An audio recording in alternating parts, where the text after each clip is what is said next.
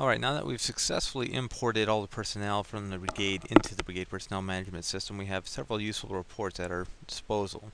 Under Strength Management, let's take a look at those. So under Unit Positions, this is a valid report once you've actually imported all the MTOs in. This gives you the ability to assign soldiers to different positions. Now right now I'm showing essentially the entire brigade, but I can filter this down to a particular unit. So let's jump down to 304 Signal Battalion.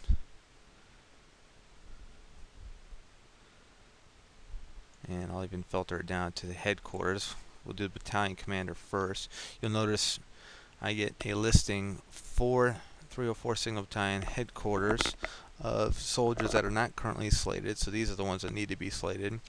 Unfortunately, the MTO I uploaded did not include positions for, say, the S3 or XO, etc. So for battalion commander, though, I'm going to go ahead and assign that position. And that will go to the lieutenant colonel. I can assign a particular start date.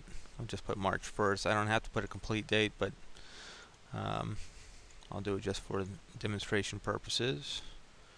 I'll give it through October 2nd. Alright, so we just assign Lieutenant Colonel Maggie Nolan as battalion commander. This report now tells us how long she's been in that job. And let's go ahead and do the Charlie Company commander as well. So I'm going to jump to Charlie Company.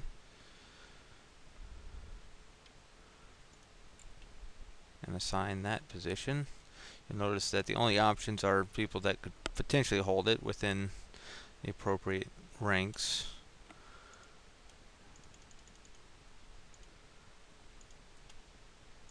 I'll insert that in. So Captain Walter Moon is now the company commander for Charlie. And we'll do at least one NCO. We'll do the first sergeant as well. So it's in rank. The options are sorted in rank order with the highest rank on top, so it makes it easy to find First Sergeant Denton there, and it only shows people from that company. So you have to actually be assigned to the company in order to be eligible for that position. Alright, so now we've assigned a few personnel. I'm going to do one more. I want to make sure I have the brigade commander. This will be useful later when we're doing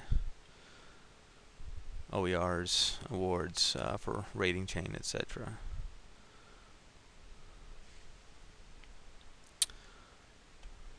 So again, looking at the whole brigade is showing us the positions for the entire brigade, and also the soldiers available for slating, which is over 700 soldiers. So it takes a few extra seconds to load. Let's look at headquarters for the brigade. And you can see I assigned myself to headquarters when we were setting up the database, so I'm shown as not slated, but obviously we want an 06 as the brigade commander. And so we'll do January 19th, insert. Alright, so the brigade commander is also assigned. Alright, so with the soldiers assigned, we'll use that information later, but that gives you an idea of how easy it is to assign soldiers to their positions and to maintain details about who's assigned to different positions. If I wanted to update it, I could always go in here and edit, put in a completion date, for instance, and update that existing record. Alright, the other thing under Strengths Management is Strengths Summary.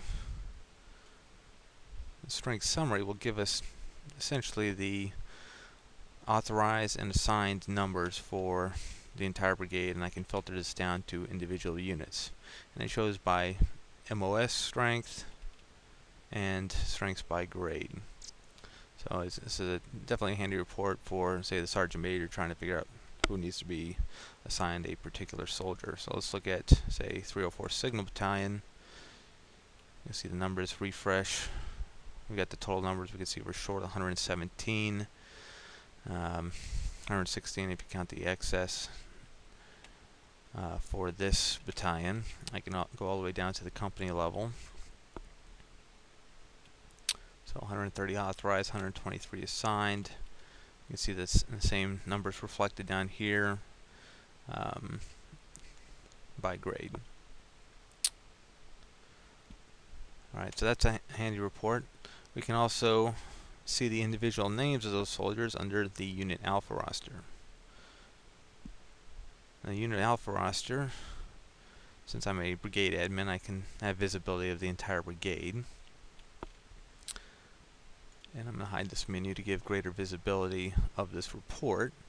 But I can also filter this down to individual battalions.